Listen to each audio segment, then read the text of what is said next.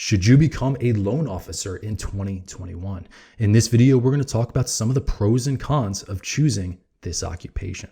This is a sales occupation, and why should you become a loan officer when you could also choose to become an insurance sales agent or some other sales kind of role? We're going to get into it.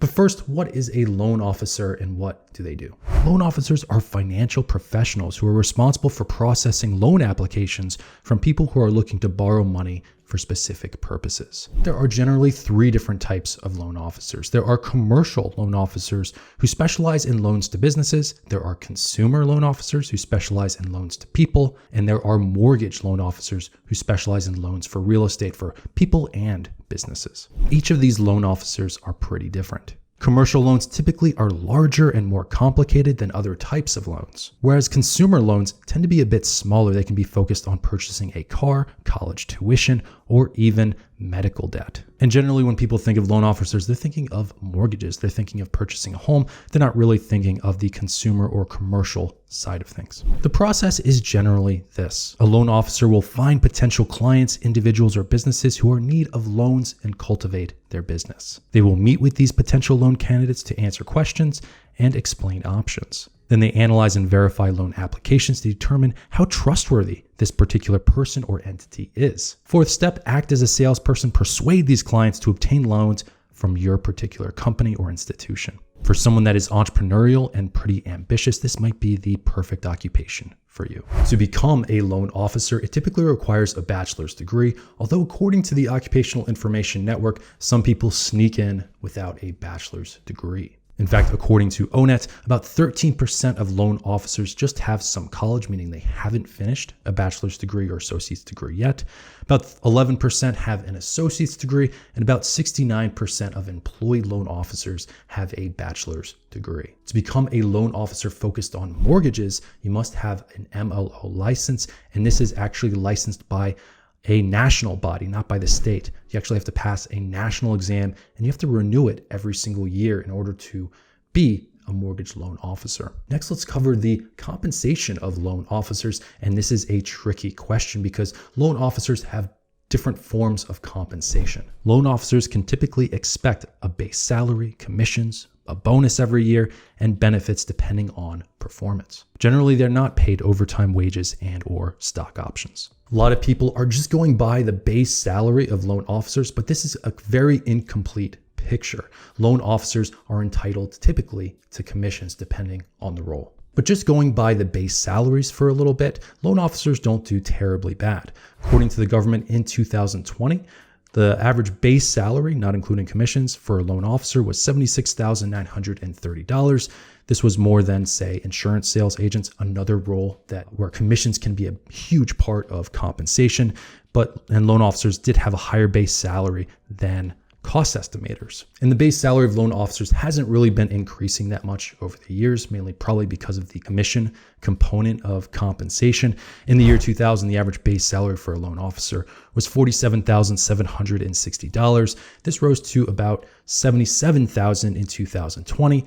The base salaries are not growing very much, just basically $600 to $700 per year increase in base salary, or about $300 per year when looking at the past 5 years. So the compensation of loan officers is more and more depending on commissions over just base salary. To show you how slow the base salaries are rising, by 2024, the average base salary would be around $80,000, and by 2030, around $84,000.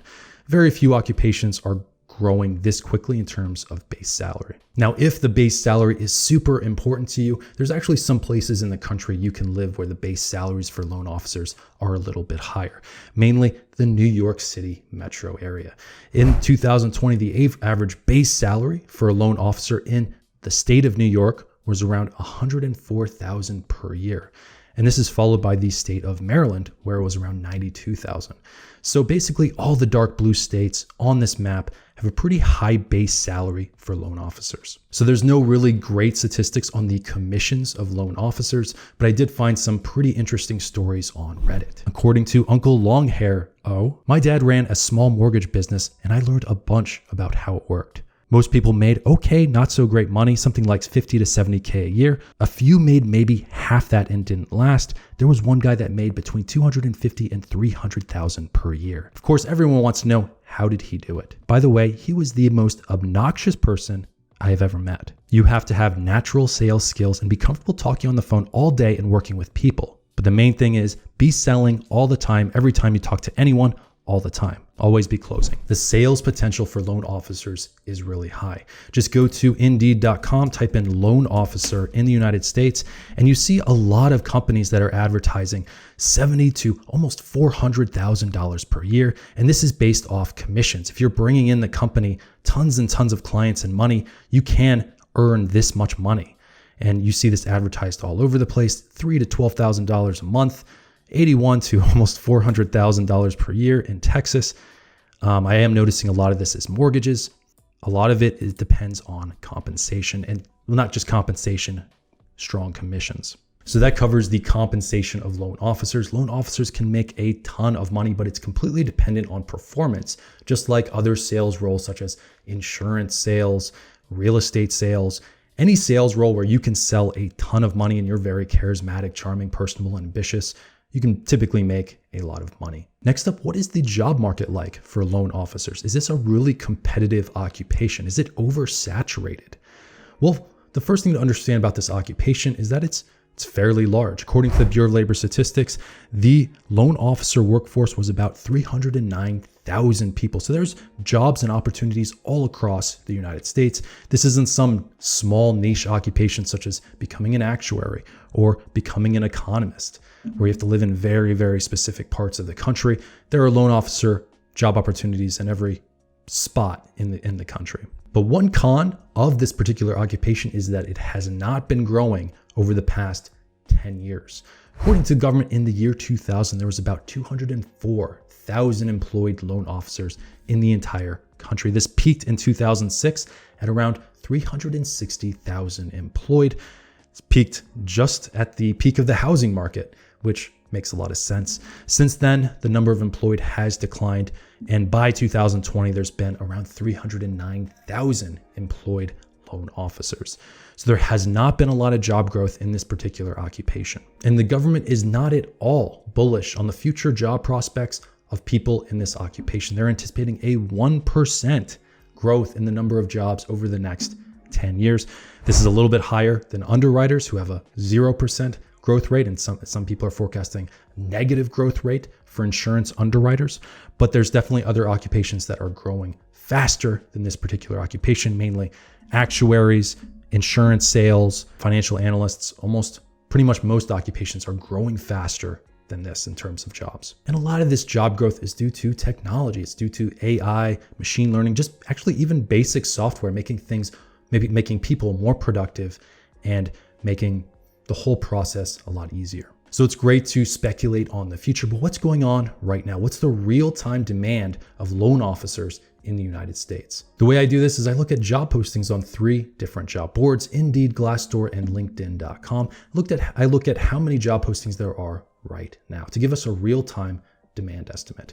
On Glassdoor.com, I found 3,819 job opportunities for loan officers. On Indeed, there was about 24 to 25,000 job opportunities. And on LinkedIn, there was about 16,000 job opportunities. So this does look fairly competitive. If you compare the number of job postings against the number of employed, it looks tough. It looks tough to be a loan officer in 2021. It looks very competitive. But if you're amazing at sales, I wouldn't let this dissuade you. You could probably, any person that's like really great at sales can pretty much enter any sales related occupation and do fairly well. Finally, one thing people like to do is they like to compare their Myers-Briggs personality type against people in different occupations. According to the Myers-Briggs company, certain people are attracted to this occupations and others aren't. According to the Myers-Briggs company, the most common Myers-Briggs type found as a loan officer is the director, the ESTJ, and this is followed by the inspector, the ISTJ. So regarding the Myers-Briggs types, it really seems that people that choose this occupation have a preference for thinking over feeling in the Myers-Briggs framework. So that covers some pros and cons of choosing to become a loan officer in 2021. Compensation can be absolutely nuts, provided you are really, really good at sales, you're ambitious, you're charming, you're charismatic. This is probably not a great occupation for someone that's overly introverted, but completely up to you. If you enjoyed this video, definitely also check out some of my other business videos, such as becoming an actuary or an accountant. Thanks so much for watching, and I will see you in the next video.